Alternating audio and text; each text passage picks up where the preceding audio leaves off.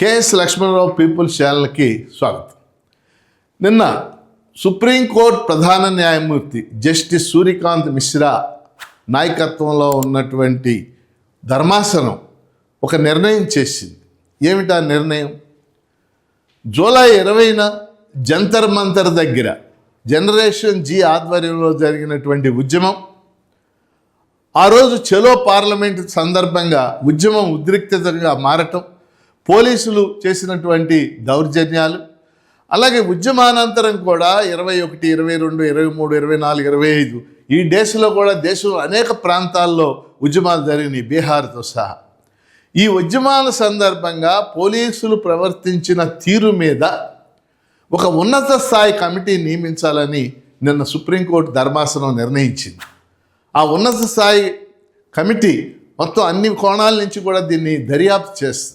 ఎందుకంటే 20వ తారీఖున జంతర్ మంతర్ దగ్గర జరిగినటువంటి ఆ పోలీసుల ప్రవర్తనలో వాళ్ళు పెల్లెట్ గన్స్ ఉపయోగించారు, భాష్మావాయు ఉపయోగించారు, మేకులతో కూడినటువంటి లాఠీలు ఉపయోగించారు. దాదాపు 100-150 మంది విద్యార్థులు తీవ్రంగా గాయపడ్డారని చెప్పేసి మనం ఇంతకుముందు కూడా చాలా వీడియోల్లో చెప్పుకున్నాం. సో ఈ అంశాలన్నింటినీ దర్యాప్తు చేయడానికి, విచారించడానికి, దర్యాప్తు కంటే కూడా విచారించడానికి సుప్రీంకోర్టు ఉన్నత స్థాయి కమిటీని సిఫార్సు చేసింది.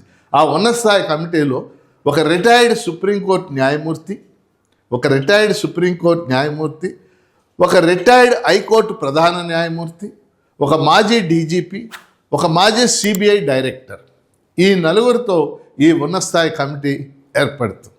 ఈ ఉన్నత స్థాయి కమిటీ జరిగినటువంటి ఈ దౌర్జన్యాలనే కాకుండా తదనంతరం కూడా ముఖ్యంగా లేడీ స్టూడెంట్స్ మీద, విద్యార్థుల మీద లైంగిక వేధింపులు జరిగాయి అనే ఆరోపణలు వచ్చినాయి. అలాగే విద్యార్థుల మీద ఆన్లైన్ వేధింపులు కూడా జరుగుతున్నాయి ఉద్యమంలో పాల్గొన్న వాళ్ళ మీద అనేటటువంటి ఆరోపణలు కూడా తీవ్రంగా వచ్చినాయి. మనందరికీ తెలుసు ఈ విషయం. కాబట్టి వీటన్నిటినీ కూడా ఈ కమిటీ దర్యాప్తు చేయాలి అని చెప్పేసి సుప్రీంకోర్టు ఆదేశించింది. ఈ ఉన్నత స్థాయి కమిటీ అనేటటువంటి ఏర్పడింది. అంతేకాదు సుప్రీంకోర్టు ఇంకో మంచి నిర్ణయం కూడా చేసింది. సుప్రీంకోర్టుకి ఆర్టికల్ 142 ప్రకారం కొన్ని విశేషమైనటువంటి అధికారాలు ఉన్నాయి. అనేక విషయాల్లో అది నిర్ణయాలు చేయొచ్చు. ఆర్టికల్ 142 ప్రకారం విద్యార్థుల మీద పెట్టినటువంటి ఎఫ్ఐఆర్ అంటే మనకు తెలుసు, కేసులు, అవన్నీ కూడా ఉపసంహరించేలాగా మేము ఉత్తర్వులు ఇస్తామని కూడా సుప్రీంకోర్టు నిన్న ప్రకటించడం అనేది జరిగింది. ఎందుకంటే సుప్రీంకోర్టు ఉత్తర్వులు ఇవ్వడానికి ముందే cockroach Janata party convener Saurav Das చాలా తీవ్రంగా విద్యార్థుల మీద చాలా చోట్ల ఎఫ్ఐఆర్లు పెట్టి వేధిస్తూ ఉన్నారు, మేము మళ్ళీ ఒకసారి ఈ ఎఫ్ఐఆర్ను ఉపసంహరించాలని మేము ఉద్యమం చేయాల్సి వస్తుందని ఆయన తీవ్రంగా హెచ్చరించారు. కారణాలు ఏమైనప్పటికీ సుప్రీంకోర్టు చేసిన నిర్ణయం అంటే ఆర్టికల్ 142ను ఉపయోగించి విద్యార్థుల మీద పెట్టినటువంటి ఎఫ్ఐఆర్లు అన్నింటినీ కూడా ఉపసంహరించుకునేలాగా మేము ఆదేశాలు ఇస్తామని చెప్పి సుప్రీంకోర్టు చెప్పడం అనేది ఒక మంచి నిర్ణయంగా నేను స్వాగతిస్తూ ఉన్నాను. ఏదేమైనప్పటికీ శాంతియుతంగా ఉద్యమాలు చేసుకునే హక్కు ఈ దేశంలో ఉంది. మొదట్లో సుప్రీంకోర్టు ప్రధాన న్యాయమూర్తి చేసినటువంటి వ్యాఖ్యానాలు చాలా నిరసనకు గురైనవి, మన అందరికీ తెలుసు. బొద్దింకల దగ్గర నుంచి ఆయన ఈ నిరసనల మీద చేసినటువంటి వీడియోలు చూడటానికి కూడా తొలిదేశంలో ఇష్టపడలేదు.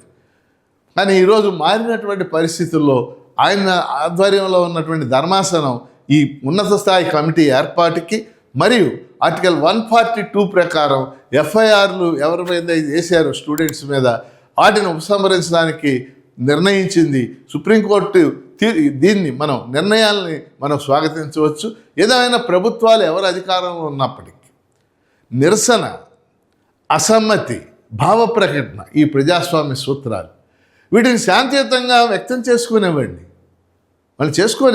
ఎక్కడైనా సరే, రాష్ట్రాల్లో కావచ్చు, కేంద్రంలో కావచ్చు. ఆ విధంగా ఉండటానికి ఇటువంటి ఉత్తర్వులు దోహదపడతాయని చెప్పి ఆశిస్తూ K S Lakshmanarao people's channel subscribe చేయండి, దీన్ని ప్రోత్సహించండి.